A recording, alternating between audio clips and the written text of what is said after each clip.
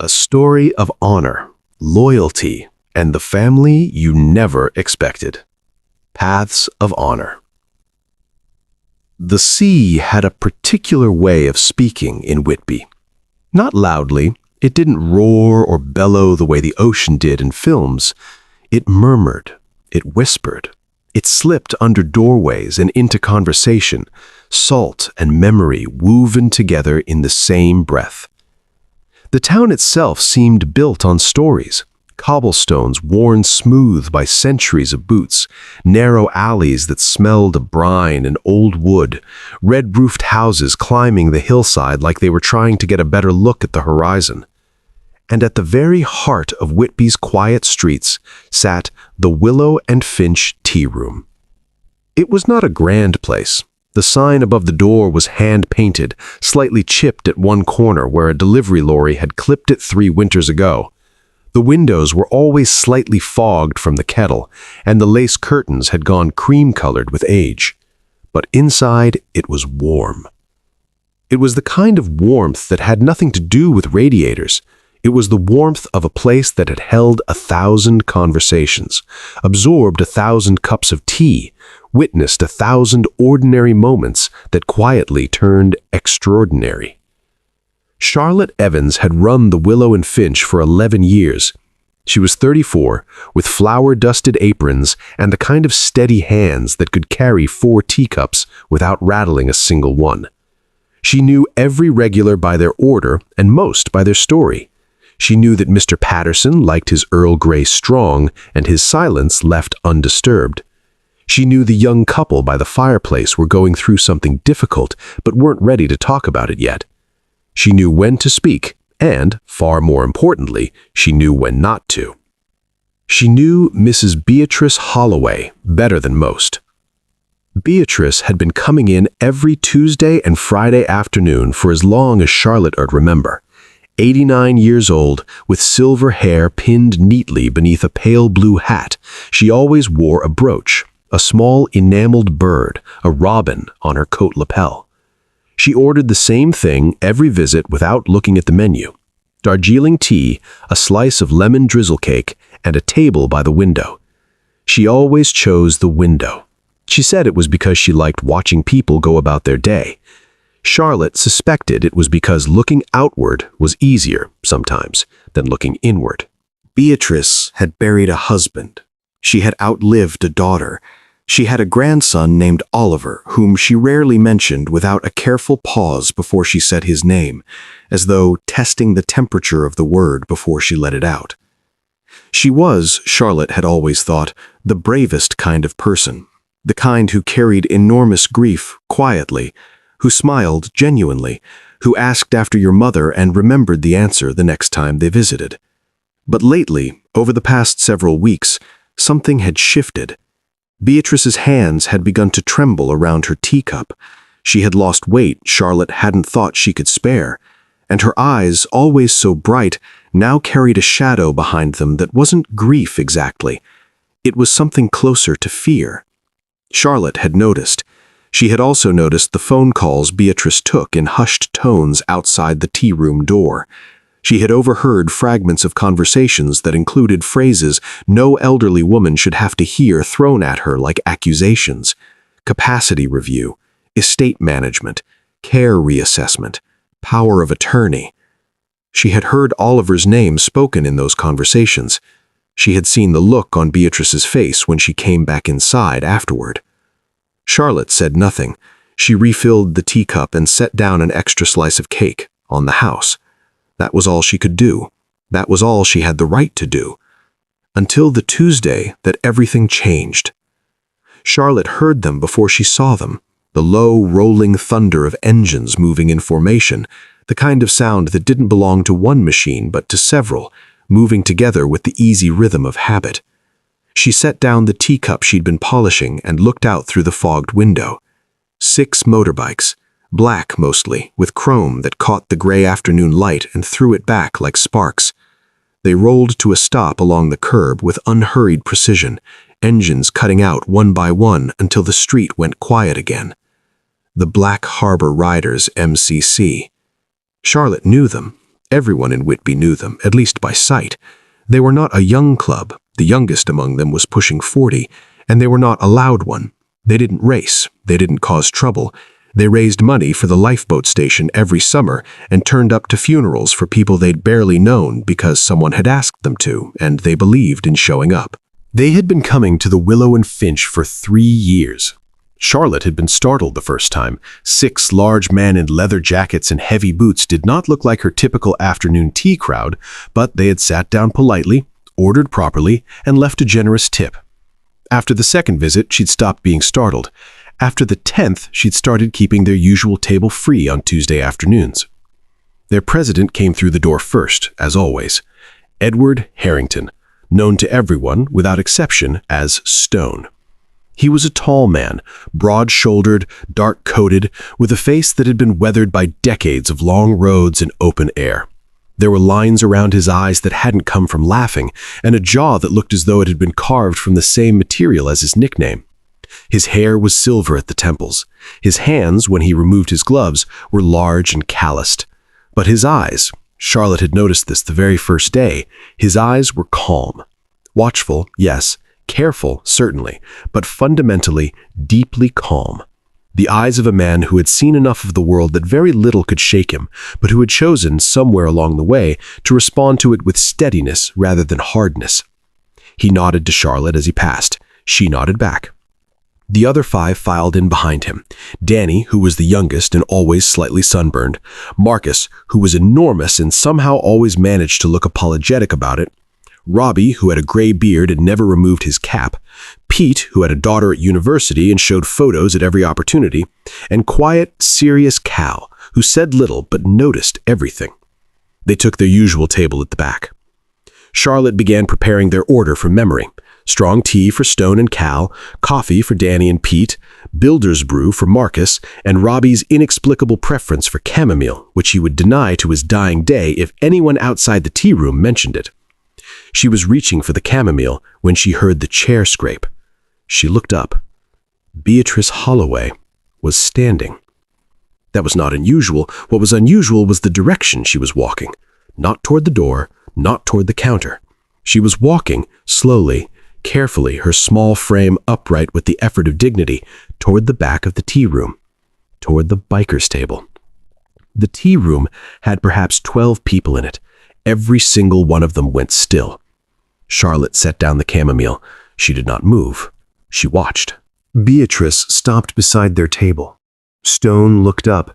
His expression did not change. It simply focused, the way a lens focuses, bringing something into clarity. For a moment, the old woman said nothing. She clasped her trembling hands in front of her, and Charlotte could see from across the room the effort it cost her to keep her voice steady. "I'm terribly sorry," she said.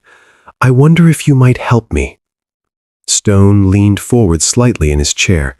He didn't speak. He waited. "My grandson is coming," Beatrice continued, "with legal documents. He wants me to sign them, and I—" She paused. Her chin lifted fractionally, the way it does when someone is fighting the impulse to cry. "I don't feel comfortable signing them alone. I don't fully understand what they mean, and I have no one to sit with me." The room was completely silent now. Even the kettle seemed to have stopped its murmuring. "I know this is a great deal to ask of strangers," Beatrice said, "but would you be willing to pretend to be my son, just for one afternoon, so I don't have to face this alone?" Charlotte moved before she had decided to move. She crossed the room with the teapot in her hand, because a teapot was as good a reason as any to stand close enough to speak quietly, and leaned toward Stone. "They're trying to have her declared legally unfit," she said, barely above a whisper. "Next week.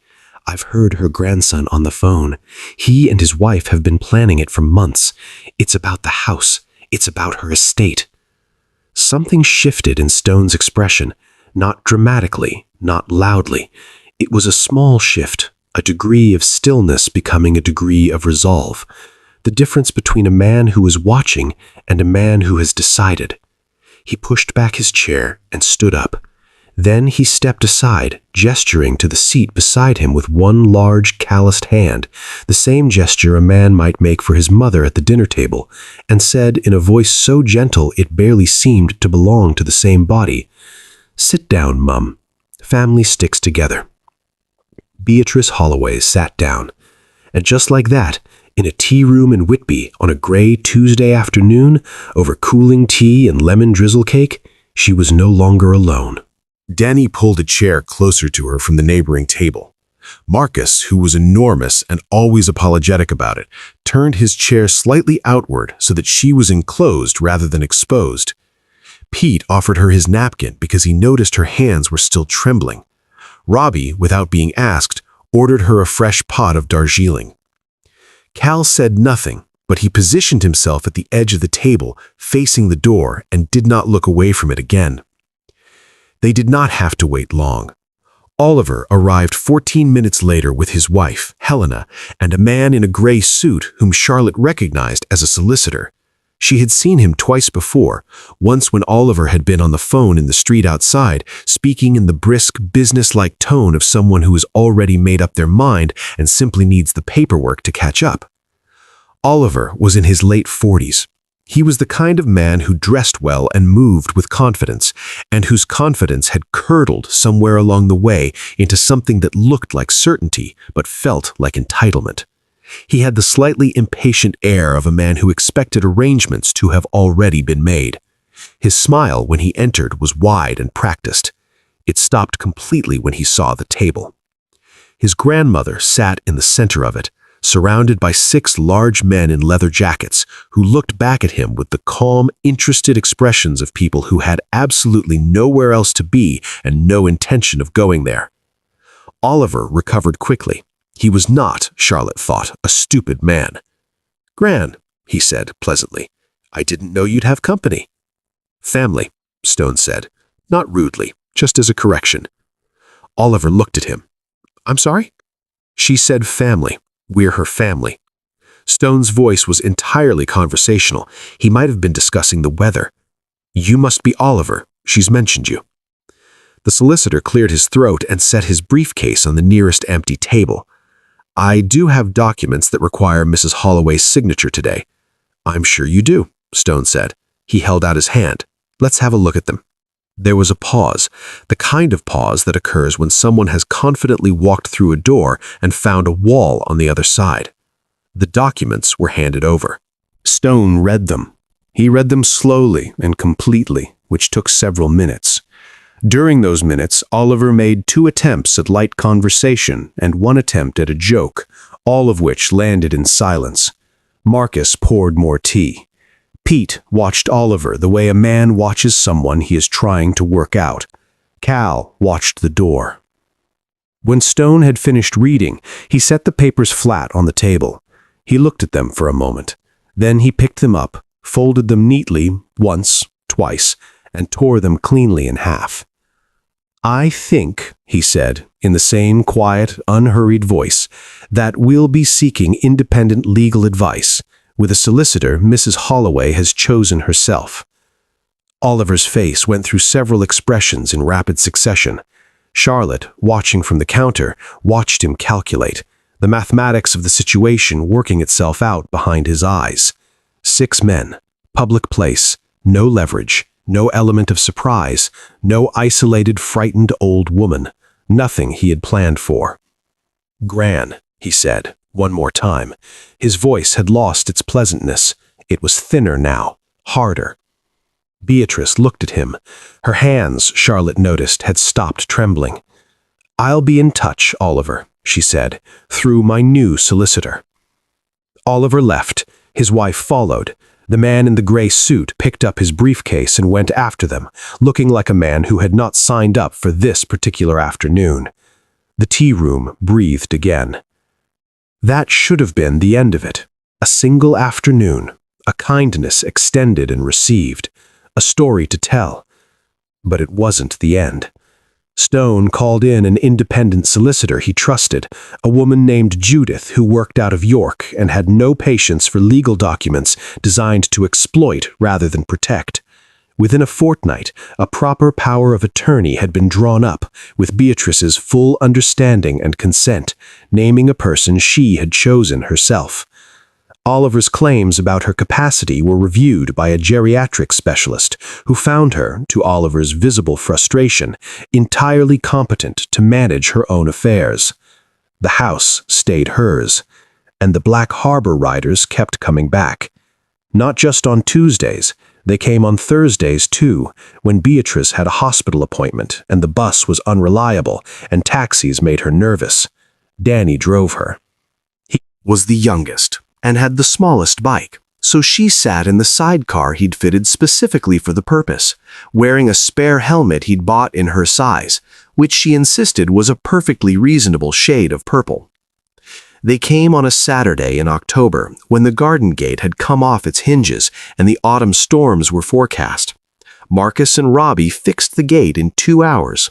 Pete cleared the gutters while he was there. Stone rebuilt the low stone wall at the front that had been crumbling since the previous winter. They sat with her during the hospital appointments, not because she asked them to, though she always did, but because they had started to understand that an 89-year-old woman who has lost a husband and a daughter should not have to sit in NHS waiting rooms alone. She baked for them. Every Tuesday, without fail, there was something waiting on the counter at the Willow and Finch with a small handwritten note that said, simply, "For the boys." Lemon drizzle, obviously, but also fruitcake, ginger biscuits, a magnificent Victoria sponge that Pete photographed and sent to his daughter, who said she'd never seen anything that looked so perfectly homemade. They called her Mum. Not as a joke, or not only as a joke. It had started as a cover story and become something else entirely, the way the best things do, without announcement, without ceremony, simply by accumulating enough weight and warmth to become real. Charlotte watched it happen over months, over seasons. She watched Beatrice arrive on Fridays with a lightness she hadn't had before. She watched the shadow behind her eyes thin and eventually lift.